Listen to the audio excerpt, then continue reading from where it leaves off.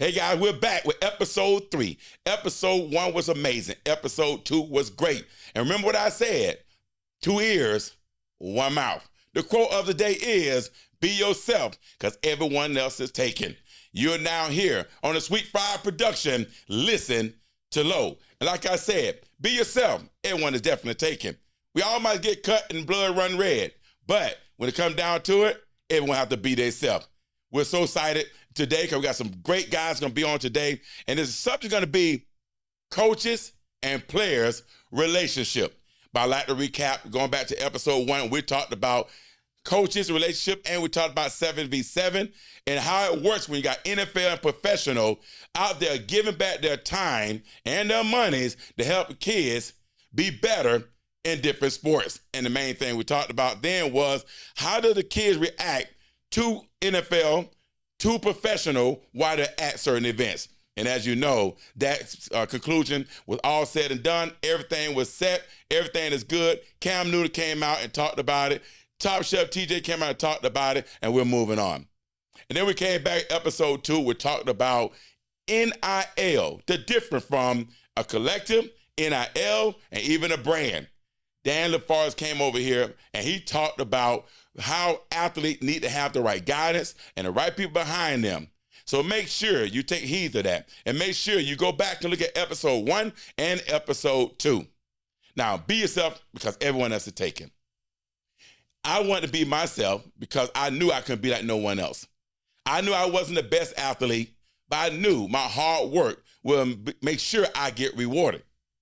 I dealt with so many different kids, so many different athletes in all different sports. Each one have their own path. Each one have their own journey. But every last one of them have a strong relationship with a coach with you all the time. They say a coach is with you more than your own parents. Parents wake up in the morning, drop you off at school. When you get out of school, you're with a coach. He take you to practice. He practice you for 2 or 3 hours. He normally take you back home. Then you see your mom and dad. Wake up next morning and do it all over again. So that goes to show you how important a coach is to an athlete. So I had the pleasure today to have 2 of my athletes, well, my former athletes, and both of them had 2 different journeys, 2 different paths. But when all said and done, the path that we all agreed upon, when they're done with college football, that they're going to give me a college degree and a college jersey. Did they come down to deciding whether they want to make it to the NFL? Did they decide to just go through college? Did they decide to just, work? Well, we're going to find out in a minute. And coming up right now is 2 of my former athletes. One, Mr. Darryl Monroe, Washington State graduate, linebacker, All-Pac 12. Then we have Dorian Jones. Dorian Jones, Campbell University, All-State, one of the top DBs in college, and now they're here back, giving it back to the community. And they also are both of Excel Speed Fitness trainers. It gets no better than that. Guys, welcome to Listen to Low. How are we doing today? I appreciate you having us on here, Coach. No doubt, no doubt. Absolutely. And I tell you one thing about sitting right here and looking at 2 successful young men that I had an opportunity to working with since, I think, Dorian, you might have been 7. I like 7. Darryl, was you 7 or about 9? I don't know when your daddy brought you to me, you might have been about 9. About 9 years old. About 9 years old, right? So a coach relationship, right? So I'm gonna jump to this right quick. This is so crazy. I'm talking to your daddy, and he said, man, I appreciate you out there training, but you got Dorian out there training too. Then I actually just thought about that. I said, let me call your daddy. Yeah, I reached out to him and said, man, I appreciate you. I appreciate you. Always said one thing. You said you're always going to be in their life, no matter what. And then I went back to your daddy, and your daddy said, don't forget that name I gave you, because your daddy one gave me this name, Coach Low for life. And your daddy said, and not for a season. That's crazy, right? Definitely. Here, what I want to do today on this show, I want to talk about the relationship from a coach and a player. Not just in college. I want to start back from the youth football. Because you know time have changed, right? The show last time we talked about money ball versus football. You guys played football. It wasn't about the money. When you agree? All right? Absolutely. Okay, so I want to I'm asking a series of questions and, give me your answers. And then just tell me a little bit about that relationship, okay? So let's go back to Pot Warner football. I'm going to start with you, Darrel. Who you played for in Pot Warner? Man, I first started off in state league with Metro Orlando Rams. Okay. And I played there for about, I would say 2 years. Mm-hmm. And then that's when we finally met. I played at Pine Hills Trojans. Okay. Yeah. How was that relationship with the coach at Pine Hill Trojan or even at the state league or just, the coach that you ran across? How was that relationship back then?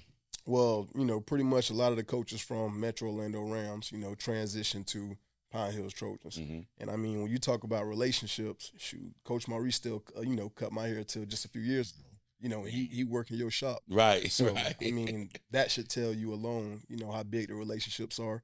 Me and his son, good friends, Jair Young, his dad. There's a lot of kids I can name who dad coached us, mm-hmm. or who've been around, and, those become lifelong relationships. Right. So I like that word what you just used too, Darrel. Lifelong relationship, yeah. Right? So here it is, a coach you back in the youth league, right? Mm-hmm. Now he's still your barber as a grown man, a successful grown man, right? He's still your barber, relationship with his son and other teammates to this very day. Absolutely. Relationship building. Absolutely. Lifetime relationship building. Absolutely. Very important. Absolutely. Dorian, talk to us.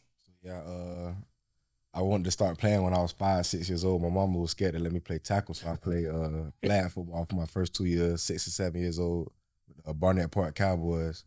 Then I transitioned to tackle. I went and played for the Coy Bulldogs. My dad didn't want to put no hands on. He didn't want to coach me my first couple of years. He just wanted to see how I did on my own. He never coached me like my first 4 years playing.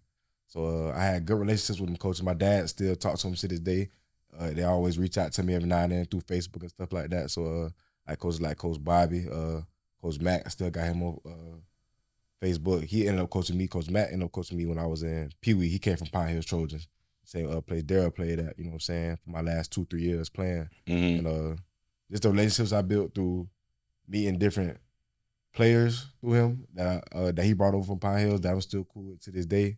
And then just always being there. Like, he used to, Coach Matt stayed around the corner from me. So we used to be over at his house just kicking it, growing up, right there by the bus stop that I went to school in. So I think that kind of really shaped it because, it built that camaraderie as you continue to go through college and high school, that locker room is what's real closely important. So I kind of got that sense of locker room. I won't even have a locker room. Right. In your house. Right. We kind of had that locker room at his house. So that was really big for us. Right. So what you're saying is, the coach made sure that the team was together, built that camaraderie, team, everything, team bonding. We worked together, right? But then also he lived right around the corner from your house, so you're able to just go over the house, build that relationship there. So like a father away from home, your parent trusts the coach at the same time, right? But at the same time, you're able to meet different kids from the immediate area, right? So not only with football, when they went home, y'all still able to play together and work together. Right, and do things together to build that bond. But here's what I'm hearing one thing from you. It's interesting. You was at one program all your youth football league. Right. Didn't go nowhere, didn't leave, stay right there, same coaches, and to the very day, you still got a relationship with Coach Bobby to the very day as a grown man now. Yeah, for sure. Man. Just a DM away for real. Right, a DM away. I like that. That's that millennium stuff y'all doing now. Talking about DM away. Like I know what that means. Huh? Right? You don't act like you don't be on that social media. Y'all know, I'm on that social media, right? Because I like to make sure I'm impacting, the mindset of kids, the mindset of greatness, right? I'm always saying that, a commitment of greatness, a sacrifice of greatness, a passion of greatness. That's kind of my signature thing. I'm always saying that everywhere I go because I always want to keep putting it in their head from there, right? So that's the youth time again. You see now youth football is evolving. Absolutely. It's changing like crazy, right? The time that you're in now, you probably ain't seen what's going out there in the youth football now, but that's fine. Well, that's a whole nother topic, a whole nother subject, right? But this subject is all about coach to player relationship. And you just told me from 5, 6, 7, 8, 9, 10 years old, you still have a relationship with your coach. Yep. Wow, that's huge. But that's a transition period, right? Absolutely. Right, because now you went to high school. Mm-hmm. That coach didn't go to high school with you. That parent not coaching at the high school. Now the transition period going to change. What high school you went to and how that relationship with that coach now? So I went to Coy High School, so I had two sets of coaches. First coach came from Dr. Phillips. My freshman and sophomore year. He ended up leaving. Got Coach Ben Bullock, who's now the head coach at Lake Highland Prep. I actually talked to him not too long ago. Probably, I started doing my defensive back training. He was one of the guys that I hit up, asking him for field use. You know what I'm saying? He's like, anything you need. He checked on me through college. Anything you need, just let me know. I got you. And then I started coaching high school last year. I coached high school for a year last year. Lake Mineola. Was in between, still trying to play football, if I was or not. And Coach Terrence Larman, we call him Coach T, he was my defensive back coach in high school and defensive coordinator. He ended up being a defensive coordinator at Lake Mineola. He was like, hey, man, I think you're a natural like coach to come coach the DBs for me. Like, and me in the middle of not know what I'm trying to do yet, like, okay, I'll come do. I appreciate your opportunity because now you showing me an avenue that I hesitant on if I wanted to go or not. Mm-hmm. And now he introduced me to a whole nother passion, which is, inspiring the youth. Right. So, I appreciate Coach T to this day. We still talk all the time. And just him taking me to camps. He rode with me to Vanderbilt 12 hours. Wow. Just take me to the camps. He drove us around in the van, sent me to 6, 7 different colleges for a week in high school, you know what I'm saying? Didn't have to, just did it off the love, so you know what I'm saying? And to this day, he's still looking out. So I appreciate Coach T and Coach Bullock to this day. Right. And so there it is again. So that transition was kind of scary at first, right? You had a first coach, right? And then that coach leave, a new coach come in. Was that a scary moment right then? Like, okay, here go a new coach. What's his philosophy? Okay, what I'm going to do. Now, do you even think about transferring out? Oh, definitely. I was ready to go to Dr. Phillips. Listen. Damn, everybody wanted to go to the Panther back then, Darryl. They want to be a Panther. My homeboys over there. I already know the coaches over there. I'm like, I'm ready. Like, I feel like recruiting going to be slow. I was just, I'm only one of the few sophomores at the time, full-time starting. I just made All-Metro, was at All-State. But what made you stay? I mean, you could have went Dr. Phillip. They was on the rise. They're doing great. They're winning. Right. Why did you just go follow the winning edge and just stand right here with a new coach with don't know what to expect? So, two things made me stay. Two, I really say people. So, Aaron Jones, some people may know as Trenchman Academy. He was coaching me there at Ocoee at the time. And he was just like, hey, man, he put me to the side. Like, I know a lot of guys talking about leaving, talking about transferring, but you something special. You got a chance to do something special. He's like, I made a name for myself, and we brought a name to Edgewater. I was back in high school. Nobody knew about us. He was like, you got a chance to do something special, but if you jump ship now, first of all, you'll probably jump ship forever for the rest of your life. Two, take a chance and bet on yourself. You know what I'm saying? Stay here, build a name for yourself, because you can be the guy, and you can bring something special. Now you can be the guy. Now you're bringing a name to the school. Two, Coach T, before I even met him, he was already reaching out to my dad. It's like building a relationship, letting him know, like, hey, listen, I can get him there. I can develop him, be there for him every step of the way. Right. And then once he got in, he was hands-on. Then he got me from the college coaches immediately. Right. Look at that. So wait a minute. So you transit from part one to high school, right? And then you get one coach. Another coach came in. He asked you to trust him. You had good people. Now you got Aaron Jones. Then you got Coach T, Coach Bullock. He had a relationship with your father. He said, build yourself, be yourself, make a name for yourself, take this team to the next level. And I was there in the stand watching every step of the way. 100%. Trained us. And I trained the whole team. I remember this, right? And now, did we win district? Right. First time we win district. First one. Look at that. So you could have left and went there to be a part of a group that's already winning, or let me stay and build my own destiny, not running. I love it. Darryl, you heard the story, right? You was at Dr. Phillip probably, or you were leaving. I don't know, were you transferred? Were you there when what year you came out there again? 2010. And you came out 17. So now that's a whole big time, right? But you watched them growing up. But you watch him growing up. Games. Right, watch him, and you were training with him too. Right. He was that little young buck that kept y'all to beat y'all, make y'all want to get that leaf. Yeah, you remember that, right? Right? You just go get that leaf, right? So, Darryl, you were part of that dynasty at Dr. Phillip High School, right? You started Pop Warner. Yeah. Pine Hills. Went to Pine Hills. DP. Dr. Phillip. Yep. Then you went to high school. Your first year at Dr. Phillip, first year in high school, you went to Dr. Phillips. Dr. Phillip. Yeah. What was that relationship there? Because who was that coach then? Was it Pettis or Wells? So my first year, that was Pettis. Okay. I want to say Pettis was still there. Sloppy came in my sophomore year. Mm-hmm. But, you know, when you want to talk about, you know, my transition to high school, there was a point in time where I would say, you know, I was blessed, Mm-hmm. you know, and it didn't come easy. You know what I'm saying? My youth coaches, like we talked about, great guys, right? You know them personally, lifelong relationships. Dr. Phillips wasn't too far off, you know, and I say that to the likes of, you know, Coach Rodney Wells, Coach Ricky Smith, you know, my linebacker coach at the time, all of our coaches, really assistant coaches, majority. And, you know, I say that because, well, actually, you know, I want to tell a little story. I'm not even sure if you know this, but I talk to kids and parents a lot about that coaching relationship build and how important a coach can be in your life and a mentor. Right.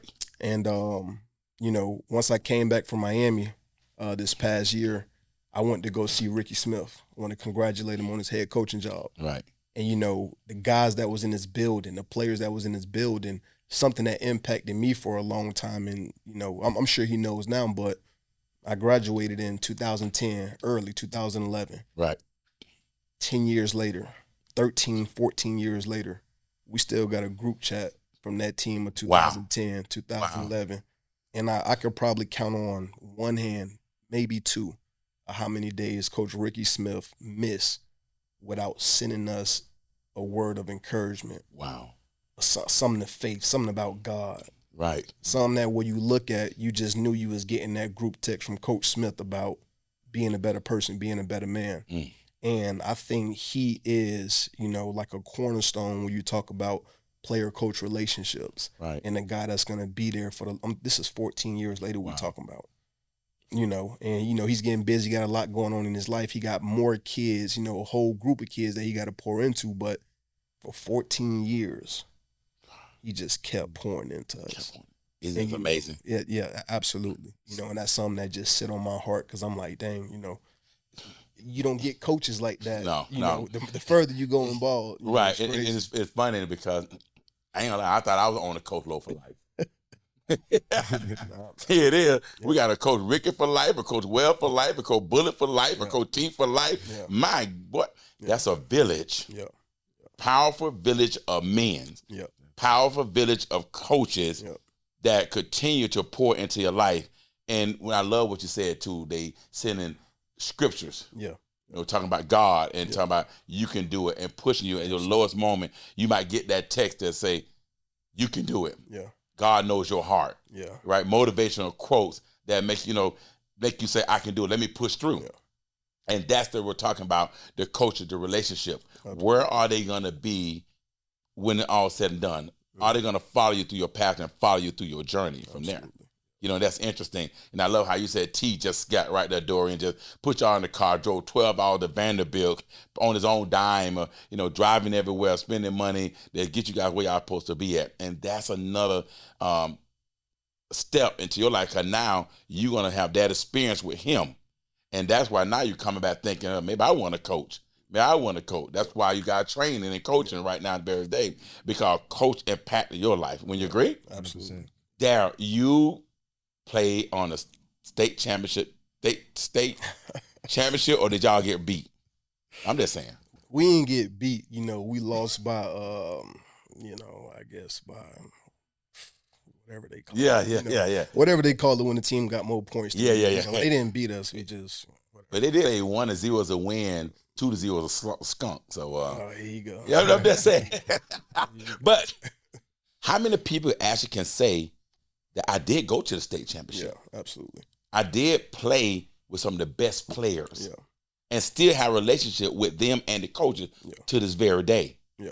If you off your head, if you can name 4 guys that you played with on that state championship team and where they ended up at, if you can name right off your head in less than 3 seconds, you have really impressed the world. Go. Philip Amon, BYU, D. Hart, Alabama, Colorado State, HaHa Clinton Dix, Alabama, Darius Johnson, Middle Tennessee. You want me to keep going? Wow. That was 4. That was less than 3 seconds. You want me to keep going? No, you got more? I got more. Well, give me a couple more. Nick Patty, Boise State, Roderick Riles, Pittsburgh, LaQuentin Smith, Pittsburgh. Probably got a few more. Right. But isn't that interesting how you remember them days, right, with the guys you played with, and also you're impacted by the coach at the same time. So all the texts that you're getting from the coaches, they're not just going to Darryl. No. It's going to all them guys. And you just named one of the guys who I was just with up in Alabama at a camp. He came out and supported me and came to the camp and spoke to about 300 kids at the UR athlete camp, right? HaHa Clinton Dix, first round draft pick, Pro Bowler, 2-time national champion at Alabama, and right, played in the state championship with you. All them, all that success, but it was a family. It was a bond. Absolutely. I can remember I went to Green Bay Packers game with Ricky Smith to watch Manny Milano play. And HaHa Clinton Dix. We all there together. Isn't that crazy? All DP. All DP together. Isn't that interesting? Yes, sir. And so, but that was spearheaded and all said and done by a coach like Rodney Wells. Absolutely. Right? Pettis traded it. Rodney Wells ran with it, and the success was there. And still to very day have that strong path, that strong relationship. Great job, guy. I really appreciate that information you're giving me. Like I say, we listening to Low. I want people to listen to what you guys are saying and what we're saying so parents can understand that if that coach don't have a strong relationship with your kid, and if he's not there for life, he only there for a season, he ain't there for the right reason. Absolutely. Huh? Absolutely. I agree. Transition time, recruiting time. I was there. I went through the process. Dorian. I got a call from Fordham University. I got a call from Colgate, Harvard, Yale. It was, Campbell University. Man, all them calls came after your process that you're supposed to go big time school. We going to Vanderbilt. A big change happened. But the schools that stayed with you, come right here now. The schools that stayed with you was academic schools. Full ride, 100% scholarship still, academic. So if Vanderbilt pulled the trigger, Kansas pulled the trigger, Tennessee pulled the trigger, Middle Tennessee, all these schools, then they pulled the offer. But what school stayed was the school that had academic. So if you didn't have the academic, where's Dorian Jones now?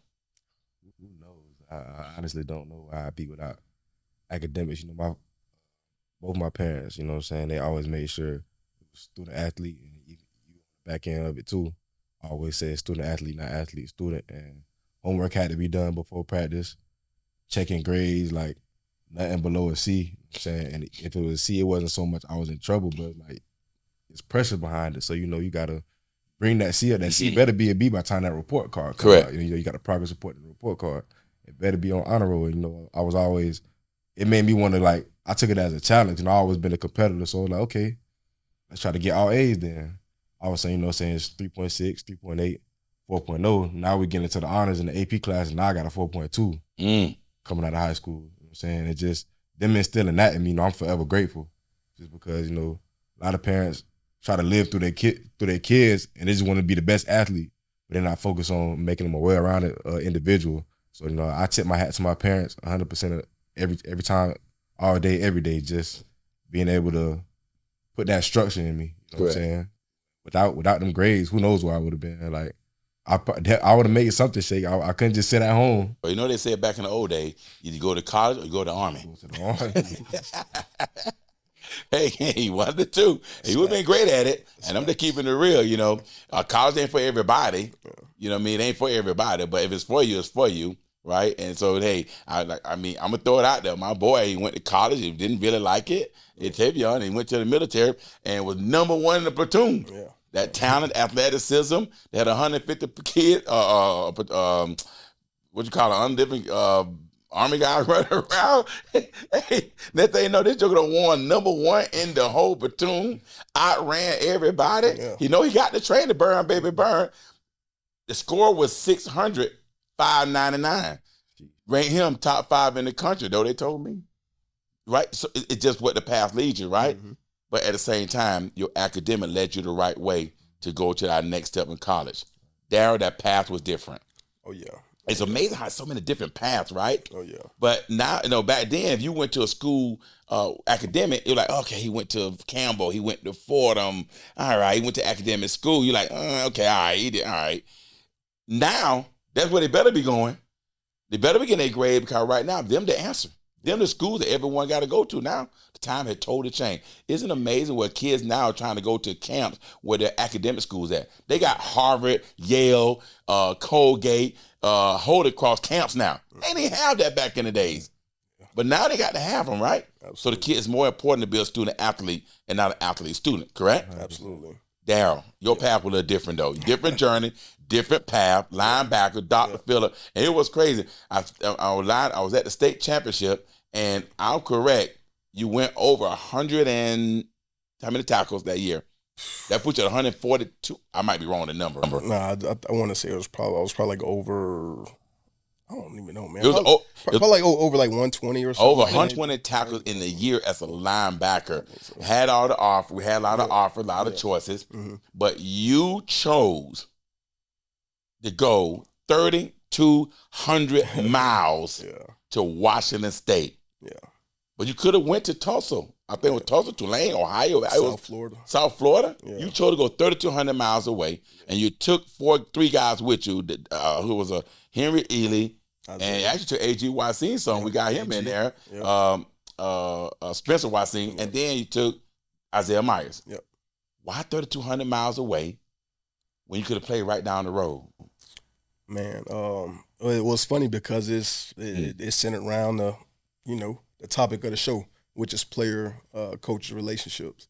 The only school in Florida I really wanted to go to was South Florida. And it's funny because South Florida was my second offer. I'm sorry. It's my second offer. But what happened was I went to their junior day before I had probably my second best season in high school. And I always was confident in my abilities, but I was always a hustler. And my dad used to always be on me and push me about little things like that. So, like, I used to tell the kids I coach, man, before I got offers, I would go home and email 30 to 50 schools. And I was so naive that some of these schools didn't even have football teams. But I was emailing them, attaching my highlight tape, submitting college applications like every day. Because like what you said, like, my dad used to say to me, man, you get 18, you going to college or you going to the military. Yeah, 1 of the two. I'm young. I'm like, man, I ain't finna go out here and risk my life. I get shot at, man. Like, man, I got a life to live. I got the world I want to see. I got a lot I want to do. But anyways, so from going through that, I went to South Florida, and I'm out there like back in your days, a rapper, on the corner, passing out your mixtape. I'm passing out my highlight tape. And what's funny is I think it's you who told me this. I didn't hear from South Florida for weeks to months, and I'm like, man, they see my tape, they're gonna offer. And I think it was you because, Lil Lo, your son, was so highly recruited that, South Florida even wanted him. And I think you or Lil Lo was like, yeah, man, they got your tape. I seen it there when I went there. And all I could think about is, man, they playing me. And they think I'm a chump. They think I'm sweet. So the competitor in me had it to where I'm like, okay, I'll see them 1 year. I'll be at a school where they got to play me. But they came to a spring practice. And for some reason, I was a madman that day in practice. Yeah, I was there. And then I was right there too with a stack of tapes in my hand too, passing them out. Everybody that came up the gate. Yeah. And so next day, they called my phone and hey Darryl, it's University of South Florida. We want to offer you. Thank you, Coach. I appreciate it. That was the end of the conversation because I just felt like they weren't there for the right reason. They didn't care about me.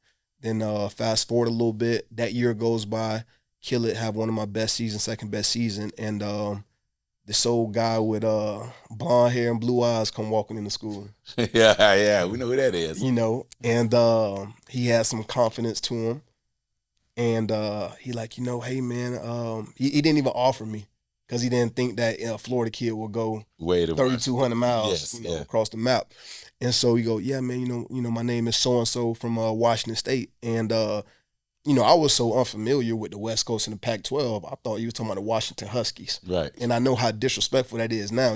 Playing my career there and being an alumni. Yeah. But he like, yeah, man, and again, I'm somebody who I'm open minded. I want to travel the world. Do a bunch of stuff. So when he was like, yeah, man, I just want you to come see the school. In my head, I'm like, are you gonna offer? Like, what are you talking about? You want me to come see the school?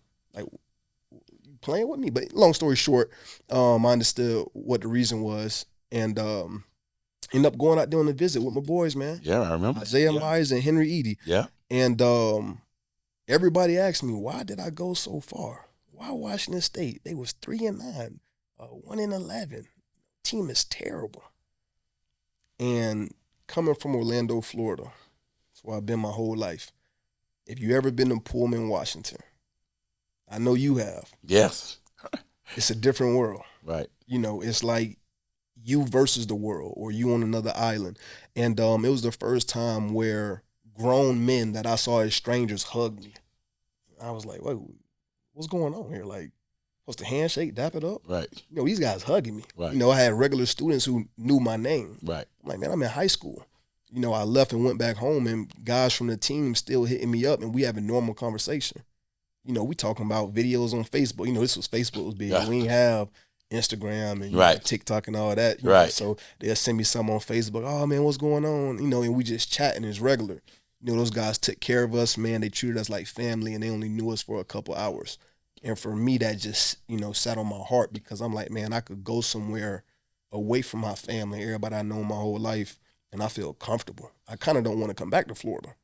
And when I had that feeling that I didn't want to come back to Florida, I'm like, man, that's where I want to be. Right. And so I would say, to sum it all up, relationships are powerful, because football not for long, right? Yeah. It ain't just the NFL. It's any level of football. Right. And but those relationships, those memories, you will take those to the grave. Right. And so that's what stuck with. Well, it seems like nowadays they're not thinking that way. Right. And that's why we talked about Moneyball, because it seems like money is kind of the driving force of recruiting, football, from youth to high school, all the way to college, now to NFL. Usually NFL was the driving force. That was the money. Right. Get the NFL, you get the money. Now it's like, hey, come play over here, you get the money. Come play at this school, we got better equipment. I see now high schools are remodeling their gym now, or weight room now, so they can seem like they want to, get better, get better guys over there. Then colleges, they focus on that too, right? But the money is starting to be the driving force, and it's kind of interesting. My question is now, if you guys had an opportunity, now we're in college, right? We headed to college now, right? Big transition. You chose Campbell University, right? You chose Washington State. You went on a visit, good people. And I'm quite sure, Dory, the same thing. You went on a visit, good people. You like everything. It was awesome, exciting. But now they're paying money to go do all this, right? But if you look at this, do you feel like that's the way to go? When it comes to the money, is that the way to go? What's your thoughts on that? NILs, getting money, because I'm going to go ahead and break the ice right here. I'm going to break it up. It used to be where they give you a bag. I'm going to keep it real. Yeah. They give you a bag. It was a McDonald's bag. Yeah. When you got the bag, you thought you had a Big Mac. Yeah. But when you got home, you open up, it was big dollar bills. Yeah. But but now is, they ain't got to give you no bag. They tell you straight up what you're getting. It's just legal. It's what it is now. And it's this way that the thing's going. What's your thoughts on that? I think it's watering the game down a little bit, man. I feel like it's taking that hunger away. Of course, you're going to have the outliers that they want regardless. And the money going to come because of who they are. Those top guys that you see always in the headlines and stuff. But I feel like it's watering the game down. Like, people are only going somewhere. They're not going nowhere to build relationships. Not going in there to, how is the school going to benefit me after college? How am I going to become a better man? How am I going to network? It's about how much you throwing me. Oh, you're not throwing me X amount? Okay, boom, I'm going to go over here. They throwing me more. Mm-hmm. I got personal homeboys that go in the portal, and the decision is kind of based off of, oh, yeah, bro, you think I should go here? I should go here. They throwing me 100,000, but they only throwing me 80,000. Like, but then the school throwing me 100,000, said I'm going to start. The school throwing me 80,000, I'm going to have to compete for it. So it's water, like, do you want to compete or not? Like, right. At the end of the day, we all, to get to that next level, we all dream of going to NFL. You got to be a 1%er regardless. That money's not going to get you to be a 1%er. I'm saying, I feel like it's kind of throwing the game now. You see Nick Saban came out with a piece of, and he retired. I feel like if it wasn't for that, I feel like Nick Saban probably still be coaching right now. I agree. And I don't know him personally, but you know somebody that I agree. He could probably attest to it. Enough is enough. Right. What say, Darryl? What you got on that? You know, I'm open-minded, and I want to look at this from all standpoints. I feel like now that I'm away from it, you know, and, you know, I'm doing my own thing business-wise, I completely agree with what Dorian's saying. As a fan of the game, you know, it's going to make it hard to watch for somebody who's played it for so long, who's coached it for, you know, a numerous amount of years. It's going to make it hard to watch and enjoy. I used to love college football more than the NFL because of what Dorian is saying. Right. NFL is watered down. Why do you think a great coach like Nick Saban didn't go back to the NFL? Right. You know, because of the things that he's starting to deal with at his last year at Alabama. What you think happens in the league? Right. Just think about it. You got guys who making 2-3 times as much as you, and you're older than them. But yet, when it comes to that, you know, me coaching you, I still have to have that authoritative figure over you. Right. You still got to respect me. You still got to look up to me. I have to motivate you, be a mentor to you, in my opinion, for you to maximize what you can get out of that player. Now, when I look at it from the business standpoint, I put myself back in those kids' shoes with what I know now in business, and I think it could be a great thing, like me and you talked about, that large portion or medium or small portion of kids who go to college not putting all their eggs in the basket for the NFL. Correct. You know, those kids who are going to college on a football scholarship but got the right guidance and mentorship that's with them along the way to say, hey, you know, you need to think about these degrees because X, Y, Z. You need to network with people because of X, Y, Z. Yeah, I know you want to go to Cabo for spring break, but how about you go get an internship because you're in your junior year, you know, and nothing is guaranteed. Correct. You know, my sophomore year in college, I had agents reaching out to me trying to get me to come out to the NFL. Wow. And I sit back from where I am now and I think about, man, if I was touching NIL money, I go put it into the market. You know, I go call up Low to try to get into some real estate. Right. So now when I'm truly done and it's all expired, I got something that has built equity, or I've invested in some stocks or a Roth IRA or whatever it may be. But while I'm playing and I don't really need the money, all it's doing is building. Correct. You know, so I look at it on two different sides, and I think it impacts groups of kids differently based on their background, their mentorship, you know, their upbringing, where their mindset is. And I tell you, something you said, so like, but do they have that information? That's what we go back to the coach. Absolutely. Is the coach educating them on that? Absolutely. Do they have the right person that sit down and talk to them about that? Are they preparing them for life, or they just prepare them to go win that game? And I go back to Dorian. I think we were talking earlier, and you were talking about how, tell me again, you were saying about your friend, some of the players, when you was at Campbell, they was going to internship. You were like, they ain't serious about football. Right? What do you mean by that? So, yeah, like, you know, when you in it, especially guys that always dream to go to the NFL, you put the work behind it. You know, all you thinking about is football. All you thinking about is grinding. I got to go to these workouts. I got to watch film. I got to take care of my body. That's all you thinking about. And then you got guys. I had teammates who were, what you call it, a major, trust and wealth majors. Trust and wealth. Campbell is one of the only schools that offers that program. Trust and wealth major. Trust and wealth management, and it leads straight into an MBA. Only school that one of the only schools that does a 4+1 program, so you get your master's in a year. So they were in that program. So they're like, yeah, we got internships for the summer. We're gonna be gone the whole summer. Paid internships now, banks, working under accountants and everything, and handling people's money. Right. And I flew them out to Texas, paid for all the travel expenses, everything. Expenses, the room and board, everything out there. So they came back, boom. So fast forward, it's time for us to leave school. We're trying to figure out what we're gonna do. These guys are already set up with jobs making $80,000 to $100,000. Wow. Out there in Texas. Wow. Fresh out of college. Wow. Doing an internship. Wow. Why we weren't thinking it's lame, like we were proud of them, but at the same time we're like, we grinding right here. And there's a couple of y'all that's not here with us. Like, we only think about this. Right. The whole time they thinking way bigger. Right. So let me ask you, so who set the stage then? Because I'm hearing that most of the kids that go to college, they're playing football, the coach is trying to gear them to sociology, psychology, where when they come home, they're going to make $30,000-$40,000 a year, where I got friends that don't have a college degree, they're making the same amount of money doing the same in the same field. Or criminal justice, come on, don't want to do criminal justice no more. They can be you can be a police just by being fit and shape, pass the test, and make the same amount of money. My question is, like, who set that playing field? Because I got some guys that came out of college engineers, or they like your ex teammates, former teammates, look what they doing.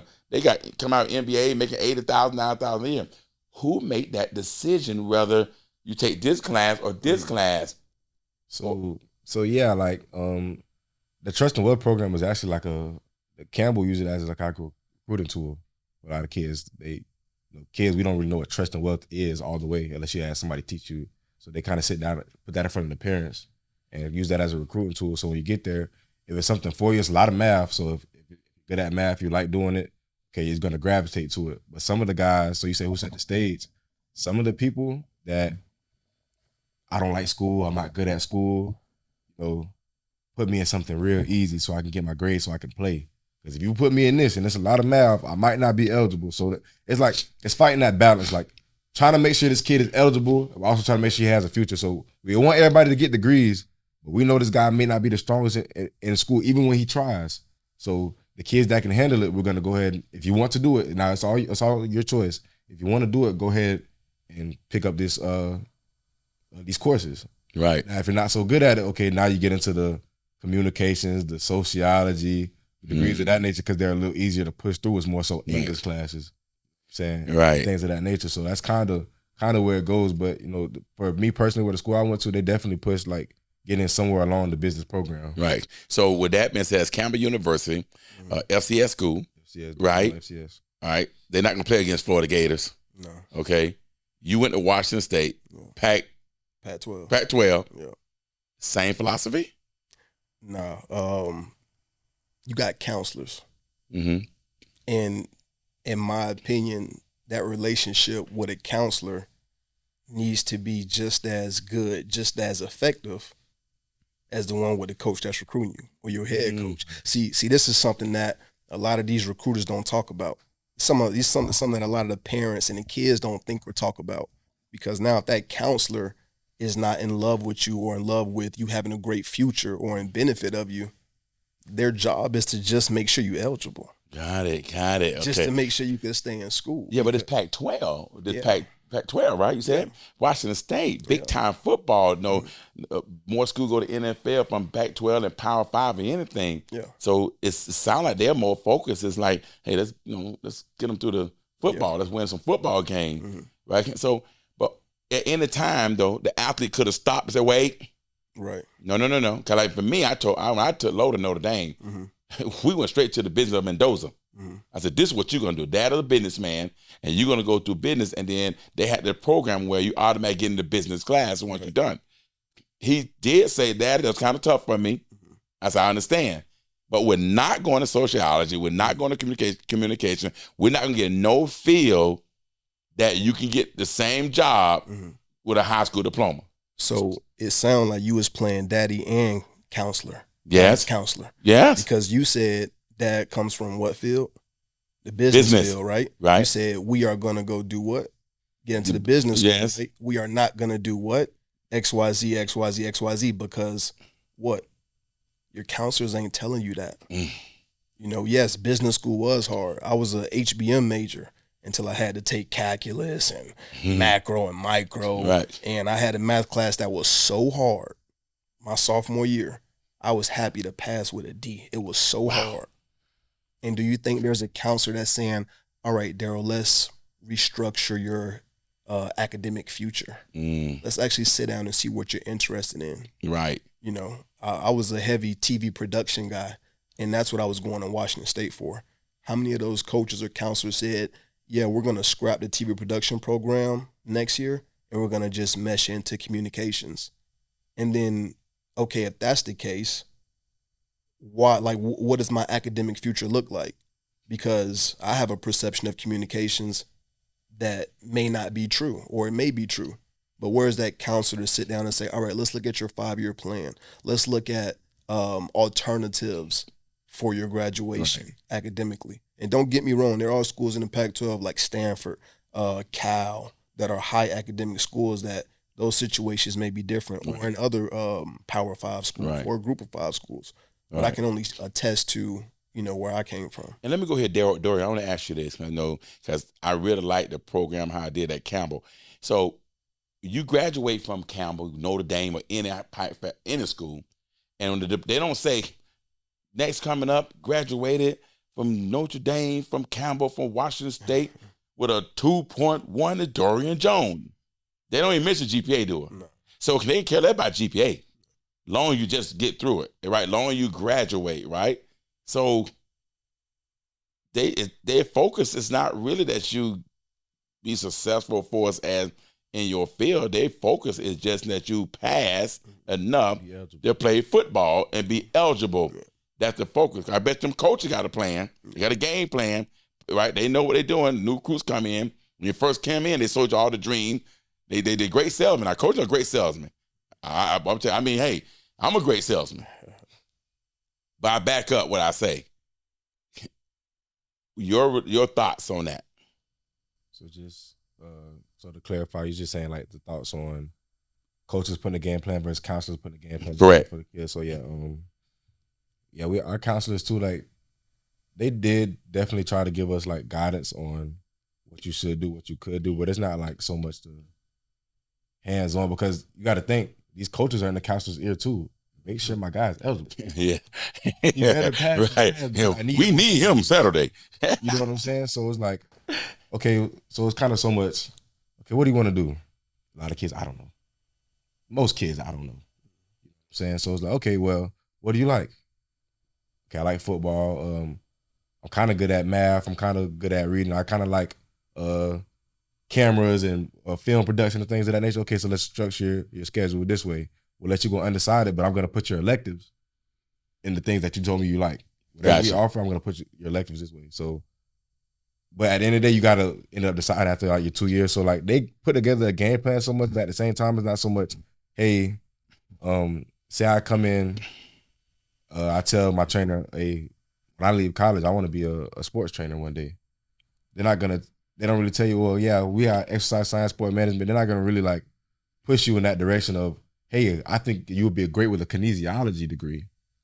You have to know the whole body with kinesiology, and you have to take all the exercise science classes. Now you know everything. You could be a personal trainer. You could be a physical therapist. Right. You could be everything with the kinesiology degree. But they kind of keep it baseline just so coaches in the ear, yeah, you need to be eligible. Like they'll tell you, some coaches will tell you straight up, you can't take the engineering courses because one, interferes with your class schedule. 2, is going to be too hard. You might be ineligible.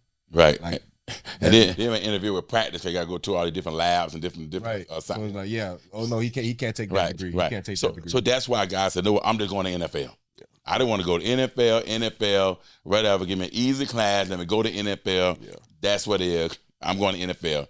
I got to make my dream come true. Yeah. But then when all fails, it don't happen. Yeah. Now both of you are done with college. You come home, you work out, you train for pro day, right? You give it a try, you give your all. It didn't make it. But at least you can look back and say, I tried to go to pro day. I tried to go to NFL. I did everything I can. And now it's time for the real world. Darrel reached back out to his coaches. Dorian reached out to his coaches. Or even with just trying to get an opportunity to try out for different teams. How did that go? I'm going to let Darrel go first. For me, it was a long journey. It was a journey of pretty much going in, doing a lot of tryouts, there for a day or two, but nothing ever, stuck, and then just combining that with injuries and, just the unknown. Mm-hmm. And then again, you get into the real world. You're a grown man at this time. So you have to sort of make that decision of what are you going to do? Is it worth it to keep, sacrificing your time, sacrificing your health, sacrificing your body, to keep chasing something that's, that could be a fallacy ultimately. But did you know what to do? When you all said and done, like football is done, like, okay, did you know what you set up for success after that? Did they have a game plan for you? I mean, did they have a system for you? Okay, Darrel, if you don't make NFL, give me a call. I'm gonna set you up with this person. Or what was that like? You know, I think that goes big into vetting the guy who you're going to play for. Because no, I can't say that I had coaches that I played for who directly had that connection set up for me. It was only the guys, again, when we talk about my youth coaches, my high school coaches, the guys that I trained with. That's where all my opportunities came from. You know, there was one opportunity where, you know, I was able to go coach some college football with a guy, again, who, you know, he didn't recruit me. He was a GA when I was playing ball, but we grew and we built a good relationship. And that's why I think relationships are so strong, because at the end of the day, when you need something, they're not thinking about, okay, I was recruiting this guy because I needed him. They're thinking about, oh no, that's my boy, or, you know, that's a kid I used to train. Like, they actually care for you. Right. You know, so all of my opportunities came from strong relationships that I had where neither one of us were in game. We were just trying to help each other since we knew each other, but we had a good relationship. Wow. And, you know, I just kind of had to figure it out on my own. On your own. Yeah, I had to just figure it out. You know? Dorian, same question. I mean, you're done. You give your all. You can look back and say, I tried. I went my pro day. I reached out, asked for help. Now I got to figure out what I'm doing in life and career. Was they there for you? How did that go? So, yeah, I'm going to take it back to right before pro day a little bit, just so I can lead into that point that you're trying to make. So, coming from a smarter school, I actually had 3 teammates. You know, and it's rare coming from FCS school that you have 3 teammates make it to the NFL. Wow. You know what I'm saying? We had all 32 teams come through the facility during the season. Wow. At Campbell University my senior year. So we were in front of the teams or whatever. A couple of teams inquired about me while I was there and things of that nature. But when it came down to it, you know, I was all conference my senior year, of course. First season playing healthy. I'm not gonna say any names, of course, but I asked the coach, hey, you know, you were a second-round draft pick when you came out of college. You know, what does that look like? You know what I'm saying? I'm coming from a smaller school. Can I get some help? Like, how do I go about getting an agent? Do you know anybody? Things of that nature. And I was like, it was kind of like I didn't really get a straightforward answer. It was like I left out of that office with nothing. Now we have new coaches that came in. They were only there for my senior season, so I knew them for about 4 to 6 months. There are about 3 to 4 of those coaches that actually went to work for me, got me in touch with guys, got me in touch with agents, and really got the ball rolling there. Now we trained with you during pro day. You know, 4 weeks before pro day, I got into that car accident. Yeah. Lost a lot of weight, couldn't train until really the week before. So, lost a lot of weight, lost a lot of strength, wasn't 100%. Didn't put up the numbers. Okay, cool. Come down to it, one coach that went to bat for me and still actually going to bat for me this day without me even having a conversation. When he would text me up, hey, I hit such and such up for you.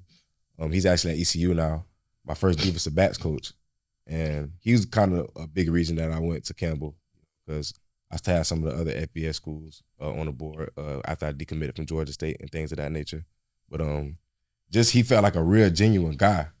And like he didn't really so much talk about what we can do for you on the field. Like, this is what I'm going to do for you as a man. So he's probably the only coach that really, he said, hey, I think you'll be a great coach. I'm going to reach out to 1, 2, 3, 4, 5, 6, 7 schools to see if you want to be a college coach. And, you know, out of nowhere, college coaches are texting my phone, hey, we had this position. Wow. This position. And he wasn't even my coach for my last 2 years. Right. I played against him. We played ECU my senior. Right. I played against him. It was like the love was still there. So that one coach who wasn't even my coach for my last 2 years was probably the only one that really said, hey, here's what I can do for this, what you said you wanted to do. Other than that, like, was like in limbo. Like, I don't know what I'm going to do. Like, it got cut short for me. Okay, didn't have a good pro day. Tried to do the XFL thing. It was very politicky. I had a great XFL tryout. But it was real politicky. I already had guys that was cut from NFL training camps. I remember that. Yeah. So it was like, okay, it is what it is. Now I'm stuck. Like, I have 2 degrees and don't really know what I want to do. And then it was like, I prayed a lot, you know what I'm saying? And it was like, boom, it hit me like, okay, you need to touch the youth. Maybe not be a coach, because, you know, coaching at one school is like you just had your hand in one pot. I want to be able to inspire everybody. So it was like, okay, sports performance training. You know, I always said, and it's crazy because, and I don't know what made me get away from it. When I first got to college, I'm like, man, I probably need to train like be a sports trainer like Coach Lowe. Everybody know Coach Lowe. Coach Lowe help everybody get to school. Coach Lowe been there, and he a good trainer. So I'm like, okay, I need to be like that. But for some reason, I went off the road of that because I was only thinking football. I'm like, Correct. how do I get out of here? I was this big recruit. I had Power 5 offers, and then the crash to nothing. So now my only thing, I need to get back. Right. Only way to get back is I get to the NFL. So that's all my mind was on. But hit me sports performance training. I'm like, okay, well, I need to get in the fitness industry. Okay. It's a gym up the street. They have personal trainers in there. I always been a leader. I'm not gonna get a regular role. I need to go be a manager. I got these degrees. I have a sport management degree. Close enough to the industry. Okay, let me go get this. I hit up every trainer in college like that, did strength and conditioning in college that I met. Hey, what do I need to do to be a personal trainer? What degree do you have? I said sport management. I took all the exercise science classes. Okay, perfect. You're already halfway there. All you need to do is get your CSCS, certified strength and conditioning certification. That's it. Okay, get these courses. Take these courses. Once you get your CSCS, now you'll be set up. So the relationships I built with guys that didn't even recruit me was kind of what helped me get back connected, because I had to reach out to them and reach out to you. Now I'm doing an internship with you, learning and growing. Add that to the resume. So it wasn't so much the coaches that got me there, other than one, but it's the people, like he said, you met outside of that wanted you for no gain. We're both trying to help each other. That really got me to the point I am today, where now I have my own training company, One Step Sports Performance. I have officially under an LLC. You know what I'm saying? So now I'm interning with you under Excel Speed Training. Add that to the resume. Now I'm learning and growing every day. Right. I'm in the fitness industry. I'm around personal trainers all day, every day, asking them questions. It got to the point I don't even work personally with the personal trainers, but they see how I work out. They see I'm able to help people that come in to have questions in the gym about what kind of exercise, what kind of workouts to do. The head fitness manager said, "You're not even my department, but I need you." Right. But look at that. But look what happened, though. That hard work, that determination, all the way from when you were young, all the way through, that desire to be the best, to be the greatest, be the best that you can be. But you had the support from coaches, from youth all the way to high school to even the college. But there's some coaches wasn't there, but there's some was there, right? And that's what it's all about, and learn how to deal with that failure, how to deal with the success, or to deal with someone turning their back, deal with someone and not turn their back. And that goes both ways. And being at Washington State, the ups and downs. I can remember times to come up there and watch you play, just being there. Your father wouldn't make it, Coach Lowe was there. I came to Georgia, right? I'll never forget coming to Georgia, watching you play. I'm in the stand, I'm about, when I'm in the people there, but I'm like, Coach Lowe was there. I was right there.